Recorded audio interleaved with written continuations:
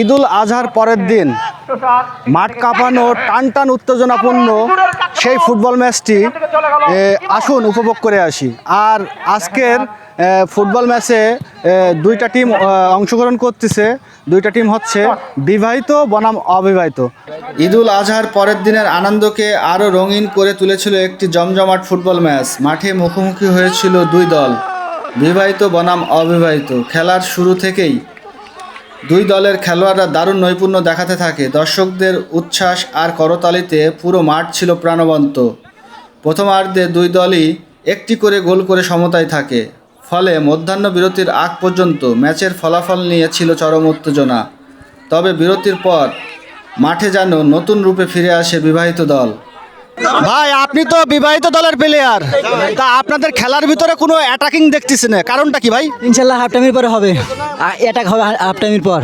Half টাইমের পরে গোল হবে তো ভাই? সো ভিউয়ার্স, আপনারা দেখলেন হাফ টাইমের পরে বিবাহিত দলরা অবশ্যই কিন্তু অবিবাহিত পার্টির একটা গোল দেবে। প্লেয়ার রমজান ভাইয়ের মুখে শুনলেন। তো আমরা এই ভিডিওটা দেখতে থাকি এবং খেলাটা উপভোগ করতে থাকি। অভিজ্ঞতা আর দলগত সমন্বয়ের দারুণ প্রদর্শনীতে তারা আরও একটি গোল আদায় করে নেয়, আর তাও হয় তরিকুলের পায়ের শট থেকে।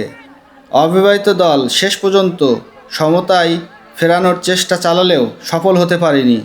শেষ বাঁশি বাজতেই 2-1 গোলের ব্যবধানে জয় নিশ্চিত করে বিবাহিত দল। ঈদের আনন্দের মাঝে এই বন্ধুত্বপূর্ণ ম্যাচটি হয়ে ওঠে হাসি, উচ্ছ্বাস আর স্মরণীয় মুহূর্তে ভরা এক সুন্দর আয়োজন।